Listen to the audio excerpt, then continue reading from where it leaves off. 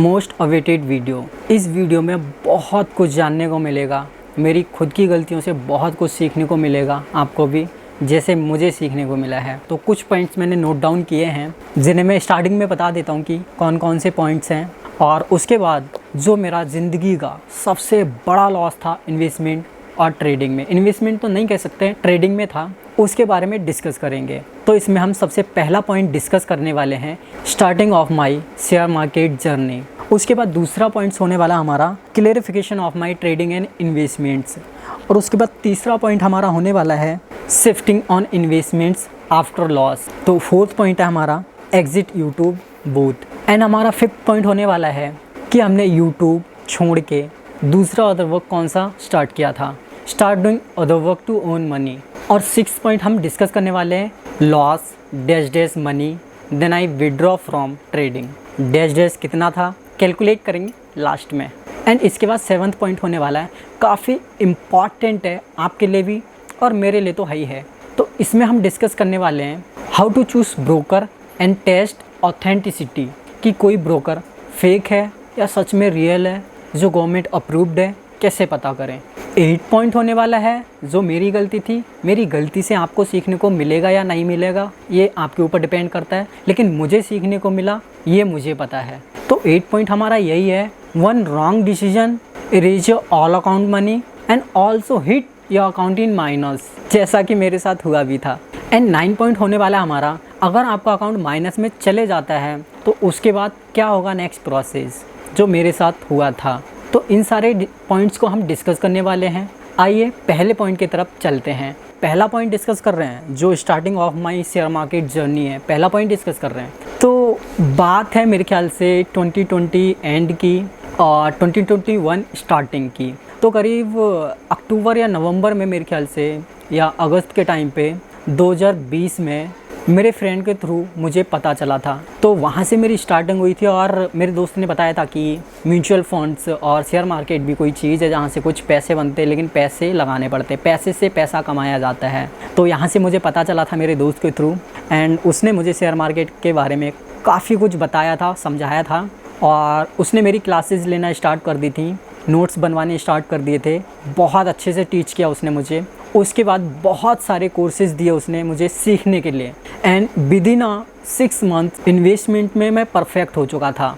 लेकिन इन्वेस्टमेंट के साथ साथ मुझे ट्रेडिंग भी करनी थी, तो वो भी मैं सीख रहा था साथ साथ ही। हालांकि मुझे मेरे दोस्त ने मना किया था कि ट्रेडिंग मत सीखना, फ़िलहाल में मत सीखना, लॉस होता है, क्योंकि उसने भी लॉस किया था, करीब 4-5 हज़ार का लॉस किया था उसने, और उसके बाद वो परमानेंटली इन्वेस्टमेंट पे शिफ्ट हो गया था। तो यही सिलसिला मेरा था जब मैंने 2021 में स्टार्टिंग में कुछ अमाउंट शेयर मार्केट में लगाया था। कुछ कंपनी के एनालिसिस करके उसने मुझे दिए थे, काफ़ी अच्छी कंपनी थी जिसने मुझे विदिन अ वीक प्रॉफिट बनाना स्टार्ट कर दिया था। तो वो कंपनी की लिस्ट मुझे देता था, टेक्निकल एनालिसिस, फंडामेंटल एनालिसिस सब करके रखता था, और उसके बाद मुझे कंपनी दे देता था। तो मैंने वहाँ से स्टार्ट किया और 2021 स्टार्टिंग से लेके करीब अगस्त तक का मैंने इन्वेस्ट किया अपने इन्वेस्टमेंट में, और काफ़ी अच्छे से प्रॉफिट भी बनाया। तो ऑलमोस्ट करीब सितंबर और अगस्त के करीब मैंने फ़र्स्ट टाइम अपनी लाइफ का लाख कमाया था, यानी कि फ़र्स्ट टाइम मैंने 1 लाख हिट किया था। उस समय लखपति बन चुका था। तो यहाँ से जर्नी स्टार्ट हुई थी मेरे शेयर मार्केट के फील्ड की। तो अपने सेकंड पॉइंट पर आ जाते हैं, clarification of my trading and investments. तो क्लेरिफाई कर देते हैं, 2021 स्टार्टिंग से मैंने इन्वेस्टमेंट स्टार्ट कर दी थी, और बीच में 2-3 महीने के बाद ही जब थोड़ा सा प्रॉफिट बना था इन्वेस्टमेंट में, तो फिर उसमें से कुछ परसेंट अमाउंट को मैंने इन्वेस्टमेंट में रखा था और कुछ परसेंट अमाउंट को मैंने ट्रेडिंग के लिए रखा था। ये रेशियो भी फ्रेंड ने ही बनवाया था कि 80-20 में कर ले, 20% का ट्रेडिंग करके देख ले, 80% इन्वेस्टमेंट में डाल दे। तो फिर मैंने 20% से ट्रेडिंग स्टार्ट करी। तो स्टार्टिंग में जब मैंने ट्रेडिंग स्टार्ट करी तो मैंने स्मॉल कैप अमाउंट उठाया, जैसे एक रुपये वाले शेयर, 2 रुपये वाले शेयर, 4 रुपये वाले शेयर उठाए मैंने, और ट्रेडिंग करना स्टार्ट कर दिया। तो फिर कुछ प्रॉफिट बनाया, कुछ लॉस भी बनाया, फिर कुछ प्रॉफिट बनाया, फिर कुछ लॉस बनाया। लॉस बनाया क्या, लॉस किया, ऐसे ही चलता रहा धीरे धीरे। और फिर वही कहते हैं ना, एक मिस्टेक होती है जो ले डूबती है। बस क्या था, काफ़ी सारी ज़्यादा क्वांटिटी में बाय कर लिए share, and within a second नीचे चले गया मार्केट, और उसमें स्टॉप लॉस भी लगाया नहीं था। स्टॉप लॉस नहीं लगाया था तो फिर हिट हो गया, माइनस चले गया, 3600 रुपये माइनस गए थे फर्स्ट टाइम में। तो जो प्रॉफिट बनाया था वो भी चले गया। उसके बाद फिर बताया मैंने तो दोस्त हंसने लगा, कह रहा था भाई ये तो मैंने तुझे पहले ही बताया था कि ऐसा होता है, तभी मैंने मना किया था। कह रहा कोई बात नहीं, ट्राई करना चाहिए और पता चलना चाहिए कि हाँ लॉस भी होता है। उसके बाद मैंने फिर से कंटिन्यू किया अपने इन्वेस्टमेंट को। देन फिर 2-3 महीने बाद फिर से यही हुआ, करीब 6 महीने धीरे धीरे हो गए थे। मैंने क्या किया, कुछ पैसे फिर से मैंने इकट्ठे करके लगाए ट्रेडिंग में। तो फिर ऐसे ही लगाए मैंने धीरे धीरे करके 1000, 2000, 1500, 1800 ऐसे करके लगाए और कुछ कुछ प्रॉफिट बनाया। कभी 100 का, कभी 200 का, कभी 500 का, कभी 900 का, कभी 150 का ही, ऐसी करके बनाया प्रॉफिट। कुल मिला के ऐसे बनाते बनाते स्टॉप लॉस लगाया था, लेकिन स्टॉप लॉस काफ़ी ज़्यादा लगा दिया था। तो इस बार जो मेरा लॉस हुआ था वो करीब 2800 रुपये का हुआ था। जो मेरा टोटल लॉस हुआ था वो 3600 और कुछ 2800 रुपये ये टोटल हुआ था। तो मान के चलो ऐसी 6000 से लेके 6500 के करीब लॉस हुआ था। इसके बाद मैंने कम्प्लीटली एग्ज़िट कर लिया था ट्रेडिंग से। तो उसके बाद फिर मैंने धीरे धीरे करके इन्वेस्टमेंट स्टार्ट की और इन्वेस्टमेंट करते करते साथ साथ मैं इन्वेस्टमेंट भी कर रहा था, क्योंकि मैंने पहले ही बताया कि 80-20 के रेशियो में चल रहा था मैं। तो जो मेरा अमाउंट था 80% वाला वो काफ़ी सही चल रहा था और धीरे धीरे करके उसने रीच आउट कर लिया था करीब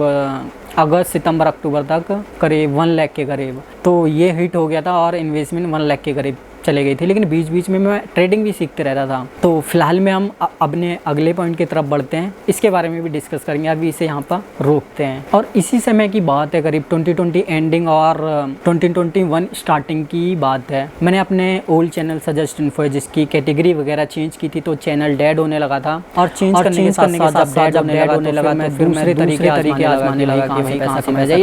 अगला पॉइंट जो मैंने बोला 4 पॉइंट एग्जिट यूट्यूब, उसकी कहानी बता रहा हूँ मैं। तो एग्जिट यूट्यूब जब मैंने किया था तो यूट्यूब के साथ साथ फिर मैंने और चीज़ें भी खोजना स्टार्ट किया। तो 2020 एंड और 2021 स्टार्टिंग में मैंने एग्जिट किया था दोनों चैनल्स को। तो यहाँ से दोनों चैनल एग्जिट किए थे मैंने।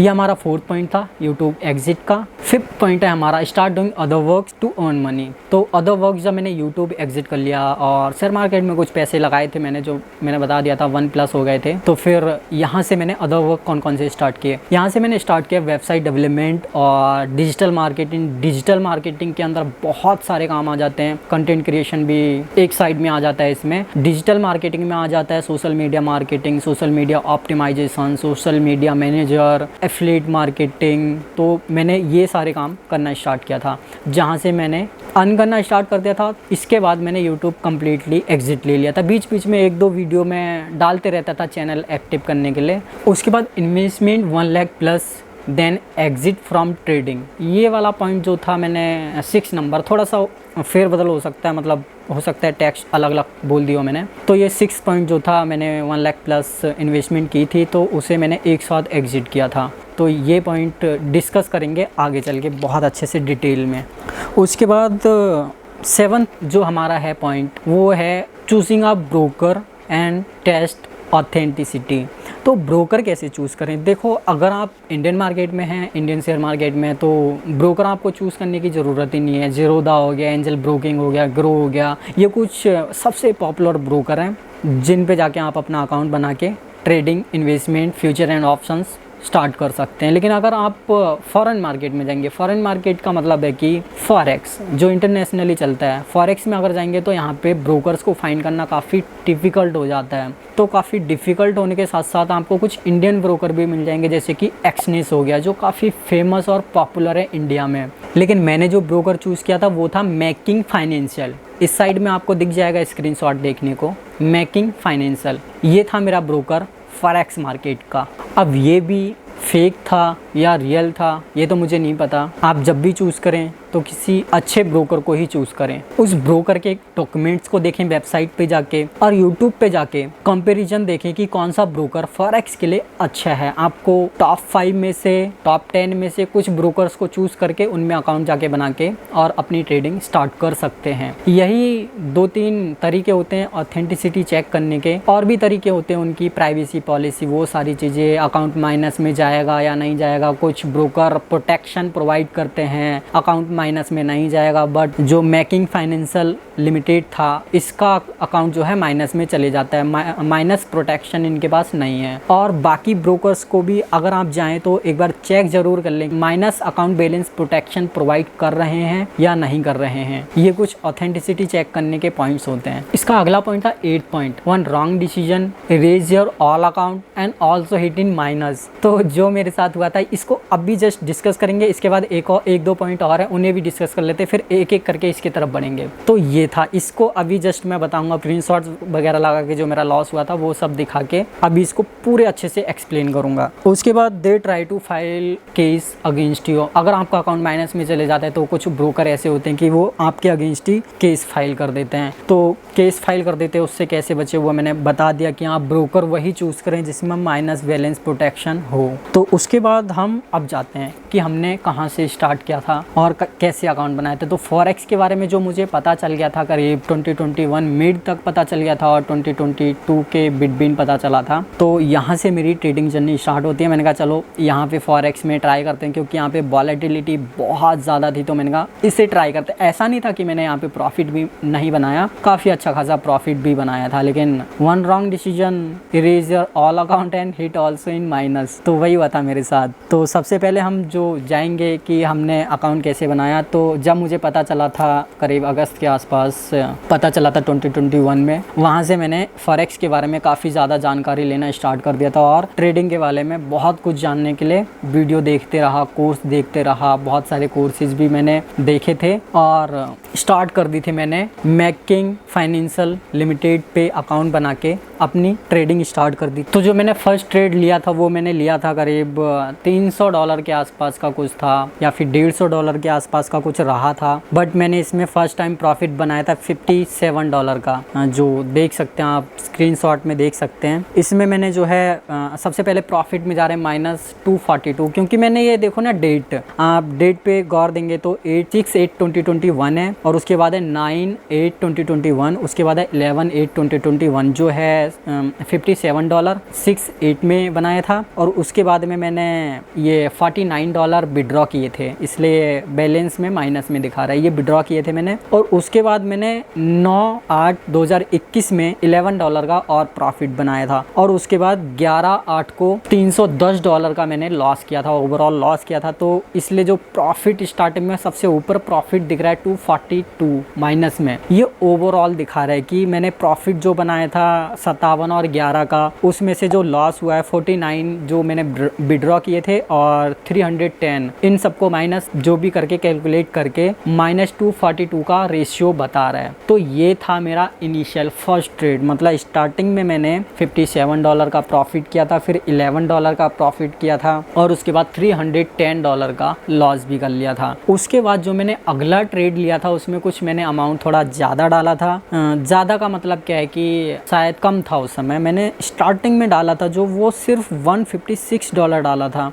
आई थिंक $156 का सॉरी लॉस किया था। इसके बाद 310 के बाद जो लॉस किया था वो $156 के किया था। उस समय मेरे अकाउंट में थे $1200 के कुछ करीब थे, लेकिन ये 17 तारीख की बात है। 17 तारीख से पहले ही बहुत बड़ी घटनाएं हो चुकी थी, ये तो लास्ट स्टेप था, उससे पहले की घटनाएं देखते हैं। चलो ये हमारा पहला वाला स्क्रीनशॉट मैंने इधर जो लगाया है, ये देखो फिर से दिखा देता हूँ, -242, ये मेरा करीब 11 तारीख तक का चला था। 11 तारीख के बाद में फिर मैं दिखाता हूँ आपको, 11 तारीख के बाद में मैं अपने बैंक स्टेटमेंट की पिक लगा रहा हूँ, YONO SBI state bank of India का। ये फर्स्ट विड्रॉ आप देख सकते हैं कि 13 अगस्त को 2021 को मैंने निकाला था, 13 अगस्त 19,669 और उसके बाद 14 अगस्त को मैंने 68 निकाले थे। ये मेरी इन्वेस्टमेंट अमाउंट थी जो मैंने ज़ीरोधा से निकाल के यहाँ फॉरेक्स में लगाने के लिए विड्रॉ की थी बैंक में। और उसके बाद मैंने इस अमाउंट को MT5 मेटा ट्रेडर 5 में एप्लीकेशन में डाला था। हाँ सॉरी मैं बताना भूल गया, जो MT4 और MT5 एप्लीकेशंस हैं ये आपको बहुत अच्छे से टेक्निकल डाटा दिखाने के लिए यूज की जाती हैं, पैटर्न्स दिखाने के लिए यूज की जाती हैं, लेकिन इसमें आपको ब्रोकर को कनेक्ट करना पड़ता है। जैसे कि मेरा था मैकिंग फाइनेंशियल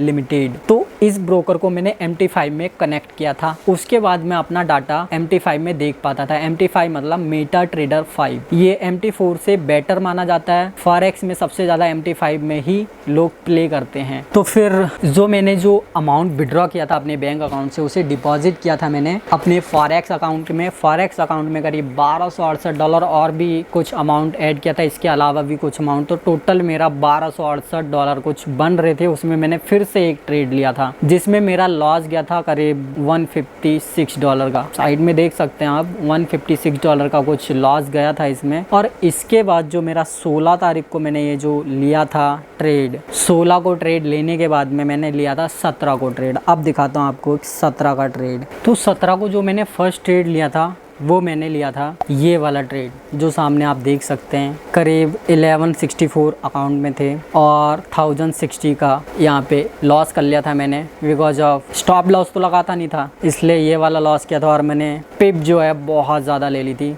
156 एक बार गया था। उसके बाद जो मैंने अमाउंट बताया 18 भी काउंट कर लेते हैं, 18 भी एक बार गया था और एक बार 1060 गया था। तो ओवरऑल $3344 के अप्रॉक्सीमेटली, कम ज़्यादा भी हो सकता है ये, इतना जो है गया था अमाउंट। और उसके बाद जो मेरा अकाउंट गया था माइनस में, एक बार गया था $495 माइनस में गया था अकाउंट। और एक बार अकाउंट गया था मेरा, मे बी अकाउंट स्क्रीनशॉट दिखाता हूँ मैं आपको। उसके बाद जो अकाउंट मेरा माइनस में गया था, करीब मैंने बोला था 596 माइनस में गया था मेरा। तो ये कुछ स्क्रीनशॉट, ये अलाहा करके जो भी है इनके सर्विस जो देते हैं, तो मैंने यहाँ पे हाई लिखा। इनने भी हाई क्वेश्चंस वगैरह मैंने पूछा, इन्हें कहा स्पीक करो, मैंने कहा डज यार, मैंने पूछा भाई माइनस वाला जो आपका है वो क्या प्रोटेक्शन नहीं है आपके पास, इनने कह दिया नो। तो फिर मैंने कहा 1200 है भाई, पुअर फैमिली से बिलोंग करता हूँ, कहाँ से लाऊंगा, और माइनस चले गया 596 का, क्या करना है भाई। ईमेल भी आया सूट वगैरह करके, ये करेंगे वो करेंगे,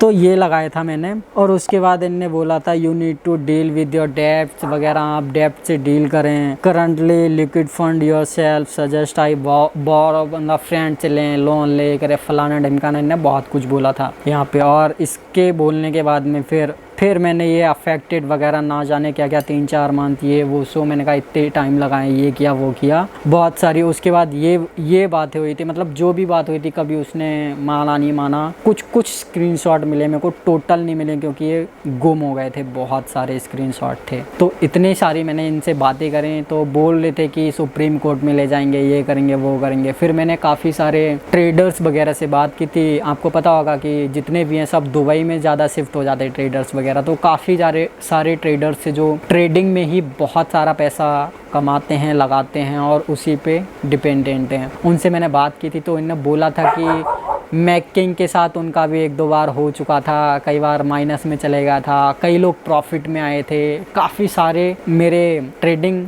यूट्यूबर्स से बात हुई थी मेरी, तो उनने बोला था कि अभी तो टेंशन मत ले, अभी बस अपने जो काम तू दूसरा काम कर रहा है जहाँ से तूने पैसे कमाए थे, ट्रेडिंग अभी छोड़, अभी थोड़ा सा इन्वेस्टमेंट पे ध्यान दे और ट्रेडिंग अभी रहने दे, अभी इतना समझ में नहीं आ रहा है, काफ़ी ज़्यादा लॉस कर चुका है, तो अभी डिसीजन मेकिंग टाइम में तो है नहीं, तेरी सिचुएशन है नहीं डिसीजन मेकिंग कर पाए अच्छे से। उन्हें बहुत कुछ समझाया तो फिर मान गया था मैंने कहा इतना सारा लॉस हो ही गया है तो फिर अभी छोड़ते हैं कुछ टाइम के लिए ट्रेडिंग वगैरह। उसके बाद मैंने ट्रेडिंग से एग्जिट कर लिया था। मे बी ये अगस्त जो मैंने स्क्रीनशॉट आपको दिखाया, अगस्त सितंबर अक्टूबर जो भी टाइम रहा होगा, बस यही टाइम था मेरे ट्रेडिंग का। और इसके बाद मैंने कम्प्लीटली एग्जिट मार लिया था। उस समय मेरा इन्वेस्टमेंट अकाउंट 0 हो गया था और उसके बाद से मैंने इन्वेस्टमेंट करते करते काफ़ी अच्छा पोर्टफोलियो बनाया था। 2022 और 2023 में काफ़ी अच्छा पोर्टफोलियो बनाने के बाद में उसे एक बार विड्रॉ किया था और उसके बाद उसे मेंटेन किया था मैंने।